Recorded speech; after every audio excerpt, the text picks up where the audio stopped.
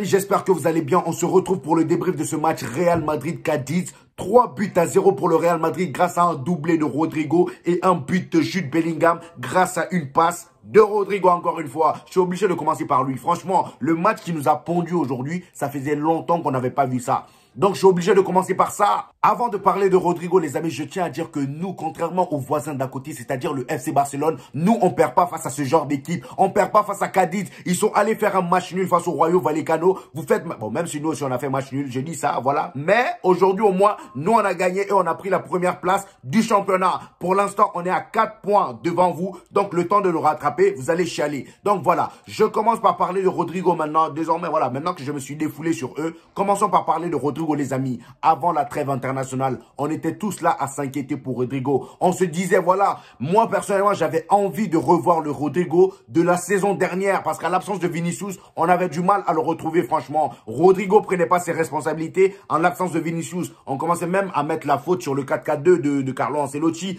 ou même, voilà, on mettait la faute aussi sur l'arrivée de Jude Bellingham, le fait que, voilà, il soit beaucoup plus en vue que les autres joueurs, voilà. Mais aujourd'hui, le mec, il a fermé notre bouche. Là, son retour de trêve internationale, les gars, il le fait à merveille, les gars. Je sais pas si c'est parce qu'il a eu une altercation avec Lionel Messi. Je sais pas si c'est parce que Lionel Messi l'a touché, l'a étranglé vite fait. Parce que Lionel Messi, on sait très bien ce qu'il a laissé à la Masia. Voilà. Bizarrement, il a pris des photos avec tous les jeunes joueurs de la Masia. Et quand ces jeunes-là sortent du centre de formation, comme par hasard, ils sont tous cheatés. Voilà, peut-être que c'est la même chose qu'il a fait à Rodrigo sans le savoir. Voilà, je dis ça, c'était une petite parenthèse. En tout cas, Rodrigo aujourd'hui, masterclass. La passe qu'il fait à Jude Bellingham, les amis. Le but de Jude Bellingham, les amis, incroyable. Incroyable. Franchement, le but de Jude Bellingham, le gars, il casse les reins aux joueurs de Cadiz. Moi-même, j'ai eu pitié du joueur. Je le regardais se le relever alors que le gars allait marquer. Franchement, Rodrigo, aujourd'hui, il a été sale. C'est de ça qu'on a besoin. C'est ce Rodrigo-là qu'on cherchait depuis longtemps, les gars. Franchement, aujourd'hui, il a été incroyable. Jude Bellingham, encore une fois, l'inévitable Jude Bellingham, les gars. Qu'est-ce que vous voulez que je dise? Il n'y a pas un match où le gars, il t'impressionne pas. Quand il est là, il est obligé soit de marquer, soit de faire une passe décisive, ou soit de sortir un match incroyable. De temps en temps, il fait des matchs bizarres, mais voilà. Ça peut lui arriver, c'est un humain, donc on le pardonne. Mais aujourd'hui, le gars, il a marqué son 14e but de la saison, les amis. Ça fait 15 matchs, 14 buts, et je crois 3 passes décisives. Qui fait ça? Qui fait ça en tant que milieu? Il va être Pichichi alors que le gars, c'est un milieu. C'est incroyable. C'est incroyable. Franchement, le poteau va terminer Pichichi devant un Robert Lewandowski. Même si le gars, bon, lui, au Barça, là-bas, il joue avec des Timberland, il joue avec des ballerines. Même des conduites de balles, il sait plus faire. Bon, ça, c'est... C'est encore une parenthèse, les gars. J'ai trop la haine contre le Barça, je sais. Mais c'était juste une petite parenthèse. Très, très gros match de Jude Bellingham, encore une fois. Modric et Toni Kroos. Oh là là. Modric et Toni Kroos, les gars. C'est quand est-ce qu'ils vont vieillir? C'est quand est-ce qu'ils vont faire un mauvais match? C'est quand est-ce qu'ils vont devenir nuls? Surtout Modric, frère. Ça faisait un bon moment qu'il n'avait pas été titulaire avec le Real Madrid. Là, encore une fois, il est titulaire. Je pense que sur le terrain, c'est celui qui a fait le plus de récupération aujourd'hui. Surtout en première mi-temps. Incroyable! Mais qu'est-ce qu'ils ont tous à 38 ans? J'ai comme l'impression que 38 ans, c'est devenu l'âge magique, les gars. C'est un délire. Cristiano Ronaldo, Luka Modric, à 38 ans, ils sont encore à leur prime. C'est un truc de ouf. Hein? Aujourd'hui, franchement, je sais pas. Moi, je m'attendais pas à ce qu'ils mettent cette compo. Je m'attendais à ce que Jude Bellingham joue en pointe et que Brahim Diaz joue au milieu. Voilà, je voulais un petit changement. Vous voyez ce que je veux dire? Voilà. Mais avec tous ces blessés, je pense que Carlo Ancelotti a vraiment réussi à nous fermer notre bouche. Moi, je m'attendais à vraiment un match compliqué. Mais en fait, non. Voilà, ça c'était sans compter sur Rodrigo, c'était sans compter sur Carlo Ancelotti avec ses tactiques bizarres. Aujourd'hui, il a sorti une belle compo, malgré tous les blessés, ça a marché. J'espère qu'on va continuer comme ça pour le prochain match, parce que là on est premier, il faut plus lâcher cette place, parce que c'est pas Jérôme qui va venir nous enlever à notre première place. Hein. Un peu de respect s'il vous plaît pour les anciens. Voilà, Jérôme, tu vas pas venir, tu vas pas quitter à la dernière place pour venir me détrôner à ma première place. Au bout d'un moment, il est où le respect? Voilà. Je dis ça, je dis rien. On enchaîne avec qui? Lunin, les gars. J'ai envie de parler de Lunin.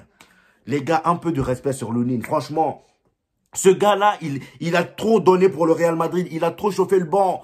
Mais on l'a jamais respecté dans ce club. Limite, il y a même sa copine qui pleurait la dernière fois. Enfin, pas pleurer, mais elle se plaignait. Elle disait que là, au prochain mercato, dès qu'ils auront une offre pour Lunin, ils vont se barrer du Real Madrid. Mais elle a raison. Frère, comment Courtois peut se blesser. On a Lunin, le poteau chauffe le banc depuis des années. Il a été 3e gardien, 4e gardien, 5e gardien. Il a tout connu au Real Madrid. Malgré ça, Maintenant que c'est son moment, maintenant qu'on peut le titulariser. Non, non, non. Il faut recruter un deuxième gardien de Chelsea. Kepa. Moi, au jour d'aujourd'hui, j'ai plus confiance en Lunin que Kepa. Aujourd'hui, le pote est encore fait un clean sheet.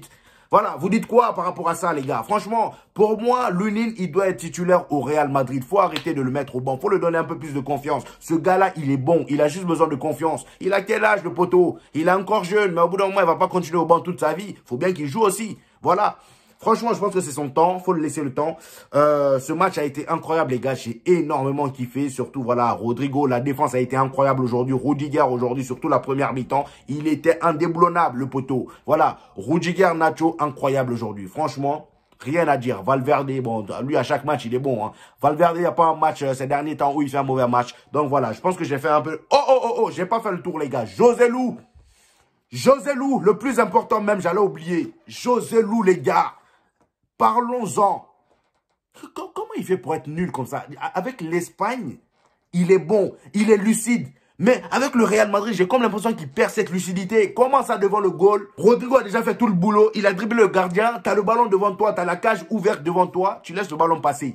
Sous prétexte que tu es en hors-jeu. Donc quand tu es en hors-jeu, peut-être qu'il y a une règle que je ne connais pas. Peut-être qu'il y a une règle qui interdit de marquer quand tu es en hors-jeu. Sinon, tu pars en prison. Comment tu as fait pour pas tirer? Le boulot était déjà fait. Comment t'as fait pour pas tirer? C'est pas possible. Ce mec-là, franchement, et après, bon, c'est pour ça, hein, le Real Madrid, j'ai entendu dernièrement qu'ils veulent recruter Icardi. Bon, ça, c'est des rumeurs. Je pense que Icardi viendra jamais. On a déjà le même profil, qui est Joselu. Voilà. Moi, je préférerais qu'on envoie un attaquant beaucoup plus mobile pour remplacer ce Joselu là. Voilà. Même si la saison dernière, il était parmi les meilleurs buteurs. Mais nous, au bout d'un moment, la saison dernière, c'est la saison dernière. Cette saison, c'est cette saison. On a besoin que tu concrétises devant les buts. Franchement, c'était quoi cette occasion ratée là? Au bout d'un moment, ça va payer cash en Ligue des Champions hein, si tu continues comme ça. Bref, en tout cas, c'était mon avis sur le match, les gars. Dites-moi ce que vous en avez pensé dans les commentaires. J'hésiterai pas à vous répondre. Likez la vidéo, les amis. C'est très important pour le référencement de la vidéo. Ça m'aide aussi, ça me motive, les gars. Abonnez-vous si ce n'est pas encore fait. Ici, on parle de tout. Actualité sportive, surtout du Real Madrid et aussi les débriefs du Real Madrid et du Barça. Abonnez-vous, les gars. C'est reparti pour de bon. Ciao!